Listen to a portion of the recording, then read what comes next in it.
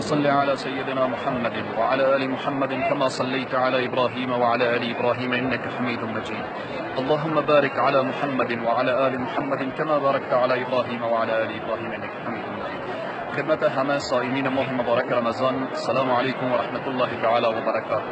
الله سبحانه و تعالی بر ما توفیق بده که از لحظه به لحظه این ماه مبارک استفاده بنماییم، خصوصا تصمیم و اراده عمره را داشته باشیم. در این ماه مبارک رمضان رسول اکرم صلی الله علیه و سلم می‌فرمایند کسی که نیت عمره و اراده عمره را داشته باشه، الله سبحانه و تعالی ثواب یک حج را نصیبش می‌گرداند.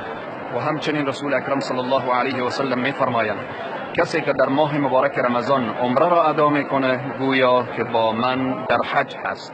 چی سعادت عظیم و بزرگ عزیزانی که تصمیم و اراده این سرزمین را دارند، خوشا به حالشان، و عزیزانی که تصمیم ندارند امیدوارم که در سالهای آینده تصمیم بگیرند.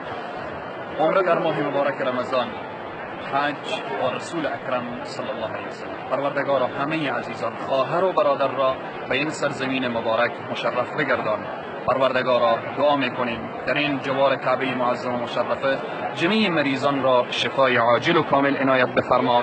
پروردگارا کسانی که آرزوی این سرزمین را دارند ایشان را به این سرزمین مبارک و مقدس مشرف داشته باش. بار دیگر بر همه شما رمضان را تبریک میگم و السلام علیکم و رحمت الله تعالی و برکاته.